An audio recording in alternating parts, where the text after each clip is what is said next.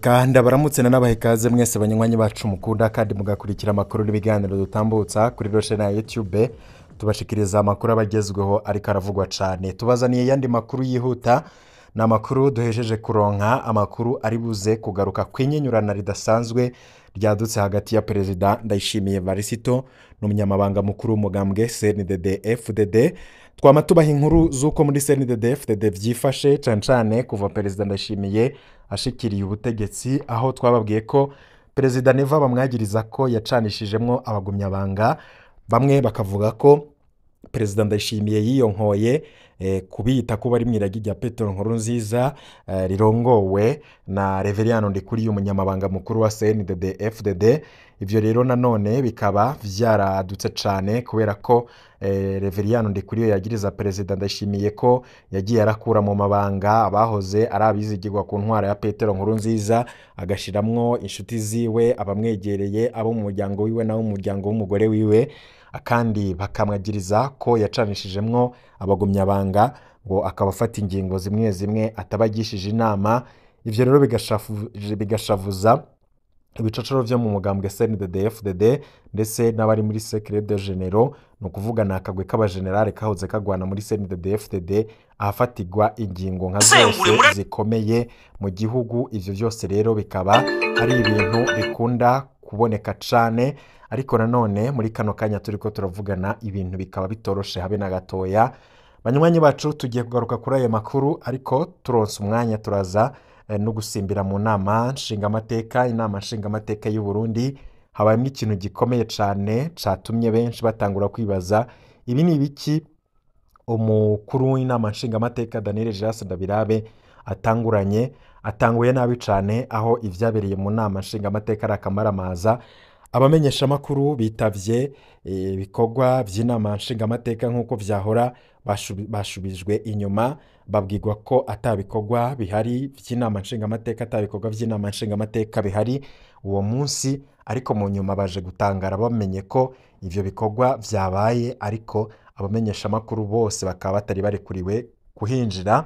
Turaza kubabwira ico bacatumye Daniel Gerard Ndabirabe ashima ko ibikorwa vy'inama nshingamateka biba mu kinyegero ndetse n'ivyabereye mu nama nshingamateka hafatiwemwo n'ingingo zidasanzwe inyuma y'ivyari bihejeje kuba. Muri ano makuru navyo turonse umwanya turaza kubigarukako. Ngize ingingo nkuru tugiye gushimikira ko ano makuru yacu banywanyi bacu bayitarafyonda kuri subscribe wofyonda ko ukanagira partage ugasangiza abagenzi bawe kugira igihe cose turaje dushirako inkuru uronke notification ko dushize ko bishasha. Mwese rero ndabahaye kaze mwari no sango ry'amakuru aho muri irya nino hatandukanye muze tubane muri yano makuru tugira tunatangurire kukunyenyurana kuri hagati ya Perezida Ndayishimiye ndetse n'umunyamabanga mukuru w'umugambwe uri ku butegetsi CNDD-FDD uyo nawe akabari Reveriyano Ndikuriye. Muti none ivya Reveriyano Ndikuriye ndetse na Neva noneho vyifashe gute? Namakuru yihuta ariko anateye ubwoba kunyinyurana canke ukutubahana hagati y'umukuru w'igihugu Evariste Ndayishimiye na Reveriyano Ndikuriye arongoye umugambwe uri ku butegetsi CNDD-FDD kubera amaronko kubijanye n'iyubahirizwa ry'amategeko mu madini aho hari ukunyinyurana kudasanzwe ariko ivyo vyose bikaba biriko birabera muri Eglise Pentecote mu Burundi. Iryo shengero rikaba ririko riravugwamwo ibibazo bikomeye ariko vyose vyoba bishamikiye kukutumvikana kunyinyurana kuri hagati y'ivyo bihangange bibiri muri CNDD-FDD umukuru w'igihugu Neva ndetse na Reveriyano Ndikuriye arongoye umugambwe CNDD-FDD. Hari utubazo umuntu yoca yibaza ninde yungukira mu guhonyanga amategeko y'igihugu hagati y'umukuru w'igihugu Evariste Ndayishimiye na Reveriyano Ndikuriye.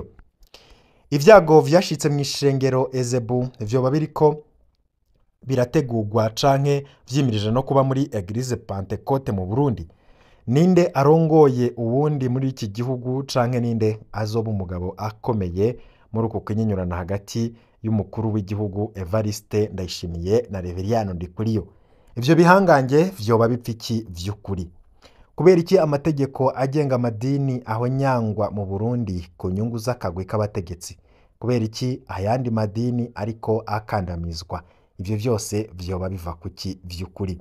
Igikenye muri ayo makimbirane ndetse no guhonyanga amategeko agenga amadini mu Burundi imbere y'amatora yo mu mwaka w'ibihumbi 2027, amatora y'umukuru w'igihugu, bizovyara iki? Ntibishobora kuvyara impari ndetse bikavyura karambaraye, bigatera karambaraye mu gihugu c'u Burundi hagati y'umugwi ushigikiwe n'umukuru w'umugambwe w'inkona CNDD-FDD ku ruhande rumwe n'umugwi wa kabiri ushigikiwe n'igihangange umupfasoni Ndayubaha Angelina, akaba umugore w'umukuru w'igihugu Evariste Ndayishimiye. Hanyuma muri iyo migwi yose hari uwushigikiwe n'abajenerali bakomeye bakomoka muri CNDD-FDD. Hazotsinda uwuhe ko batanezwa amagorwa ndetse y'abarundi abakristo ba Pentecote mu Burundi bagowe ay'ikivumvu? Ibi vyose bizoherera hehe? Nk'uko mwabikurikiranye mu makuru twagiye turabashikiriza ku kajagari kamaze imyaka 2 muri Pentecote, haraheze iminsi itari mike y'igihugu, akarere ndetse n'amakungu, ibihugu vyashinze mission Pentecotiste mu Burundi bariko rero barakurikiranira hagufi n'umwitwarariko ukomeye ibibazo vya Pentecote mu Burundi vyavuye ku gucanamwo kw'abungere ba Pentecote bohejwe canke se bahenzwe n'ibihangange vya CNDD-FDD kubera inyungu za CNDD-FDD na Reveriyano Ndikuriyo ku giti ciwe bwite. Twibutse kandi ko kuva umugambwe CNDD-FDD ushitse ku butegetsi baciye bakina ikarata ya politike yo kuryanisha amashengero, kuyacamwo imigwi nk'uko bariko barabikora muri Pentecote. Ahandi naho bagaca bashinga utudumbidumbi tw'amadini yabo, bakiyambika canke se bakiyimika kuba abungere, bakiyimika kuba abungere kandi bataratoranijwe kuba abagabura butumwa bwiza, ndetse bakavanga ubutumwa na politike. Amategeko y'igihugu hamwe n'amadini agaca aho nyangwa atacamira, kandi ari CNDD-FDD nyene yashinze, ariko ubu bakaba bayashize ku ruhande. Akamaramaza nivyo bariko barakorera muri Pentecote. Abungere 15 barongoye amamisiyoni ya Pentecote, 2 gusa rudende nibo bakomoka mu bwoko bw'abatutsi. Amashengero 3 nayo kuri 15 niyo yubahirije amategeko agenga amashengero, na karengo ufise umutwe muto awurinda uruguma. Akamaramaza n'ivyo bariko bakora muri Pentecote. Abungere 15 barongoye amamisiyoni ya Pentecote, 2 gusa rudende nibo bakomoka mu bwoko bw'abatutsi. Amashengero 3 nayo kuri 15 niyo yubahirije amategeko agenga amashengero, na karengo ufise agatwe gato akarinda uruguma. Biraboneka ko bamwe mu bayobozi ba Pentecote baboshwe n'amacakubiri kubera rero kahise.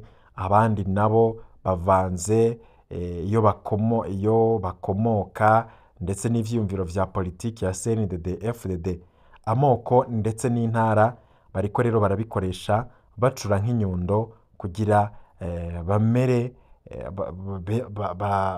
babone inguvu.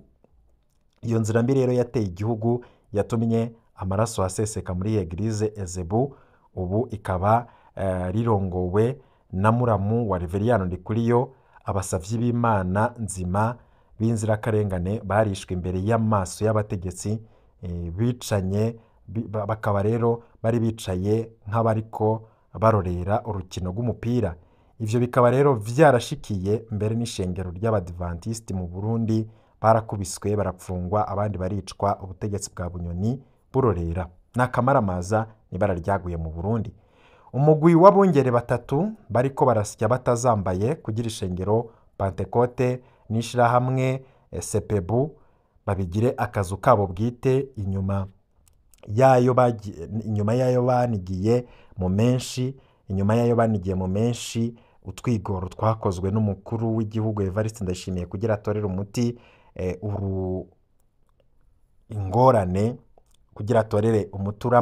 ingorane ziri muri Pentecote. Ariko bakaburizamwo iyo ntumbero y'umukuru w'igihugu. Ivyo bihangange bitatu birimwo Revera Pasiteri Karenzo Charles wo muri Nyanzarake, Revera Pasiteri Nizigama Esironi wo muri Kiremba, ndetse n'umuhungu n'umuhemu Pasitoro Hakizimana Nicolas yahoze arongoye Sepebu. Abakurikiranira hagufi ibiriko birabera muri Pentecote nk'uko ivyabona bitandukanye bibivuga, babona ko umukuru w'igihugu Evariste Ndayishimiye atanga uvu afise, kuko ivyabaye kwa 12 z'ukwezi kwa munane 2025 baramuvuguruje, aho akarwi kabungere bane ni ukuvuga Esironi, Nicolas, Eliakimu ndetse na Charles baburizamwo ikoraniro ridasanzwe Assemblée Générale, bikaba akamizwe n'ingoma birijana, mbere n'urutonde rw'abitavye inama liste de présence rugatabugwa intumwa z'umushikiranganji zirorera, ndetse bakaba barajumariwe nk'umupfumu apfanywe n'umuntu mbere. Revera Pasiteri Eliakimu arakanka ndetse aranka gusinya kuri peve y'inama. Ivyo rero ivyo ni ivyemeza ko abashigikiye uruhande rwa Elisoni Charles ndetse na Eliakimu ndetse na Nicolas ari ibikomerezwa bivuga rikijana imbere ya Perezida Evariste Ndayishimiye. Abo rero nibo bari ku muzi w'ivyago ndetse n'ivyaduka vyose biriko biracafuza leta y'u Burundi, umukuru w'igihugu Evariste Ndayishimiye, ishengero Pentecote mu Burundi, mu karere ndetse no mu makungu, ku nyungu n'umwina w'ako karwi k'abo bantu bavuguruje umukuru w'igihugu bene umurango babona. Igihugu c'u Burundi n'akarere bahamwe n'amakungu, Ubusuwisi, Suwede na Norvege, baribaza igituma ubutegetsi bwa CNDD-FDD mu Burundi butagira ico bwubaha gushika naho butegura gusambura ishengero ry'Imana nk'uko babikoze muri Ezebu, kandi ubwo butegetsi nyene bwashize Imana imbere nk'uko bubivuga, mbere ari nabwo bwashizeho ayo mategeko bariko barahonyanga. Ariko kandi ingingo ya 20 y'itegeko rigenga amadini iha ububasha umukuru w'igihugu biciye ku mushikiranganji ajejwe amadini gufata ingingo zose zikeneye ku neza n'inyungu y'igihugu n'abanyagihugu mu gukinga akajagari ndetse no gusubiza mu buryo ibintu amazi atararenga inkombe. Icibutso nuko ivyanditse mu makimbirane y'amatongo y'abangirikani, abadivantiste, ubutegetsi ntibwishamaje, bagafashe ikibazo mu ntoke, ibintu ntivyayangara, ibintu ntibiyangare atacamira. Inzego z'igihugu zarahagurutse naco zijejwe gukingira inzego z'igihugu zarahagurutse ni naco zijejwe gukingira ndetse no gusubiza ibintu mu buryo amazi atararenga inkombe. Ntivyumvikana ko ubu inzego za leta zoca ziguma zisamaza iryo tegeko ni rimwe ku madini yose, kuko ritokubahirizwa muri Pentecote nk'ayandi madini mu Burundi, kuko nta mwana n'ikinono. Ivyo vyotuma no kutumvikana no kwigumura kuri leta kw'abo bungere bigize ibinani bihagarara. Mwijuru hari Imana imwe, mu gihugu hariho umukuru w'igihugu umwe gusa, umwe nyene ni umukuru w'igihugu. Amategeko atanze agomba kubahwa ndetse no gukurikizwa ku rugero rumwe, ataguhiga imanga, kugira umwumvikano mu madini n'ubumwe bw'abarundi bikomezwe mu gihugu. Ku kunyinyurana kwa bino bihangange guhagarare, kuko iyo ivyo bibaye umunyagihugu muto muto niwe abigenderamwo, umunyagihugu muto muto niwe ahura n'ingorane. Abo rero bari muri ayo madini nibo bagwa mu mporero. Ariko ico bikoze aho bitereye ubwoba nuko harimwo n'ababigwamwo. Ngira mwarabibonye muri Ezebu aho abapasitori 2 bapfuye, bikaba kamizwe n'ingoma n'uno munsi akaba atamatohoza yabaye kugira hamenyekane abinyegeje inyuma y'urupfu rw'abo bapasitori. Tuve kuri ivyo vyo kunyinyurana tubabwire akamaramaza mu nama nshingamateka y'igihugu c'u Burundi. nta biganiro canke amakoraniro mu nama nshingamateka bizosubira guca ku mbuga ikibiriraho en direct. Nta bimenyeshamakuru n'ibinyamakuru vyigenga bazosubira guhonyora mu nama nshingamateka, hazojayo abamenyeshamakuru ba leta naho nyene bagenwe. Mbega inama nshingamateka igiye gukora mu ibanga kubera iki iyo ngingo yafashwe n'akamaramaza ku gihugu? Izo nizo ngingo zaraye zifashwe ku igenekerezo rya 19 z'ukwezi kwa munani 2025 mu nama nshingamateka nk'uko biri mu makuru y'ibanga twaronse. Ingingo itangaje cane iteye isoni kuri abo bitwa ko baserukira abanyagihugu naho bava mu mugambwe umwe rudende. Reka tuvuge ko iyo ngingo yatanguye kuja mu ngiro kuri no wa kabiri igenekerezo rya 19 z'ukwezi kwa munani 2025, aho hari hategekanijwe igikorwa co gutora canke gushiraho umurwi w'abashingamateka bajejwe gukurikirana ubutunzi bw'inama nshingamateka. Ico gikorwa vyari bitegekanijwe ko kiba ikibiriraho ku mbuga z'inama nshingamateka, ariko nta caciyeko. Muri ico gikorwa kandi nta bamenyeshamakuru b'ibimenyeshamakuru vyigenga bahahonyoye. Ubwa mbere abo bamenyeshamakuru bari bashitse ku ngoro y'inama nshingamateka mu Kigobe, ariko baca bababwira ko atabikorwa bihari vyasivye, baca barataha. Ntibamenye ko babahenze kugira bibe atariho bari. Mu nyuma igihe c'isaha 5 haciye haba ivyo bikorwa vyo gutora abashingamateka bazoba bajejwe gukurikirana ubutunzi bw'inama nshingamateka canke abo bita abahinyuza bikorwa. Abo rero aho haciye hatorwa abashingamateka batatu uko bakurikirana, harimwo Honorable Chantal Barampama, Honorable Ciza yigenga yigeze kurongora BRB, ndetse na Honorable Mediatrice Manirakiza. Muri ivyo bikorwa rero niho urongoye inama nshingamateka Daniel Jas Ndabirabe yashikiriza ko hafashwe ingingo ko atabiganiro bizohora bica ikibiriraho ku mbuga z'inama nshingamateka nka YouTube, kandi ko atabamenyeshamakuru b'ibinyamakuru vyigenga bazosubira kuja aho mu nama nshingamateka kiretse abamenyeshamakuru ba leta bazoba bagenwe. None koko iyo ngingo yoba yavuye hehe kubera iki yafashwe? Amasoko yacu yemeza ko iyo ngingo yafatiwe mu rwego rukuru rw'umugambwe CNDD-FDD, kuko umukuru w'inama nshingamateka atari kuyifata wenyene. Iyo ngingo ikomeye cane ntiyari gufatwa na Jas Ndabirabe wenyene, yafatiwe mu rwego rw'ibicocoro kuko hari ivyo badashaka ko bimenyekana. Amasoko yacu mu nama nshingamateka niko yatumenyesheje.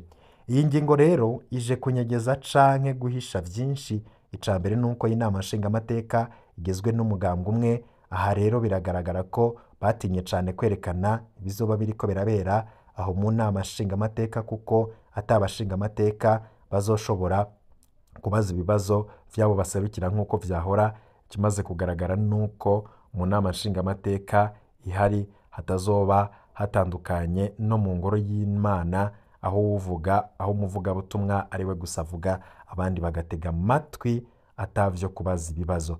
Ikindi kigaragara nuko bashatse kunyegeza ibibazo vyahora bibazwa n'abashikiranganji batumwa ko gusigura canke kwishura ibibazo ku bushikiranganji barongoye, kuko benshi muri bo baba badafise inyishu batanga. Mu nama nshingamateka yahahora abo bashikiranganji bahora babazwa ibibazo nkoramutima, ariko no munsi bigaragara ko ata bibazo bazosubira kubazwa. Ibyo rero bikaba vyoba vyatumye inama nshingamateka ifata ingingo yo kuterekana ibikorwa vyayo ku mbuga ngurukana bumenyi, kuko vyoba maramaza cane. Iyo nama nshingamateka yose ni ingingo ibabaje cane, ni ingingo yima uburenganzira abanyagihugu bwo gukurikirana no kumenya ibibera mu nama nshingamateka, ibigaragaza ko intwaro ya CNDD-FDD ibandanya gukomeza intwaro y'igikenye. Ikindi twokongeraho nuko abategetsi batinye gose kubera ibibayera mu nama nshingamateka ari akamaramaza, aho hagiye haraja habona bimwe mu bibazo inama nshingamateka ifise, aho Jas Ndabirabe agomba kunyegeza ubushobozi bw'iyo nama nshingamateka ifise. Twababwiye ko iyo nama nshingamateka irimwo abantu batize. Akarorero ka hafi ni Shabani Niyomubona yabaye yihaye amenyo y'abatwenzi, aho umuntu atigeze aheza amashure ashobora kuja mu nama nshingamateka. Ibi rero akaba ari ibintu bibabaje kandi biteye agahinda. Mwarumvishe Daniel Jasi Ndabirabe nawe ubwiwe avyemeza avuga ati muje mu nama nshingamateka mutegerezwa gusubira kwiga, mukaja kwiga imashini nyabwonko, mukiga uko bakora amaraporo. Ibyo byose byaramaramaje inama nshingamateka, benshi bakibaza ni gute umuntu atize, atazi gukoresha inama nshingamateka, atazi gukoresha imashini nyabwonko ashobora kugenwa mu kibanza c'iteka nk'ico ngo aje guserukira abarundi. Uwo muntu yagiye gukora iki mu nama nshingamateka nimba koko adakwije ibisabwa by'umuntu ashobora gukora agatanga raporo kandi agakoresha imashini nyabwonko? Ibi rero biri mu vyateye ubwoba uwo Mutama Daniel Jasi Ndabirabe kugira afata iyo ngingo. N'ibindi byinshi bigenda biramaramaza inama nshingamateka akaja akabibona ku nama, akaja akabibona byatanguye gusakara hose. Ashobora kuba rero yatinye ko abantu baja muri izo nama aribo bashira ivyo byose hanze, akabona ko umuti ari ukubinyegeza, ariko vyanka bikunda ivyo ntibizobora kuja habona, kuko muri kino gihe ubuhinga bwa none, tekinoloji bwateye imbere. Nta muntu ashobora kunyegeza ikintu, urashobora kukinyegeza ariko ntushobora kukinyegeza abantu bose. Ibi byose rero bamwe babona ko ari ingingo gihutihuti kandi yafashwe nk'uko yama bikora atabanje kwiyumvira ku ngaruka ishobora gutera. Ngaya makuru yaragizwe banywanyi bacu, mu kanya turaza no kubashikiriza yandi agezweho. Ibihe byiza kuri mwese.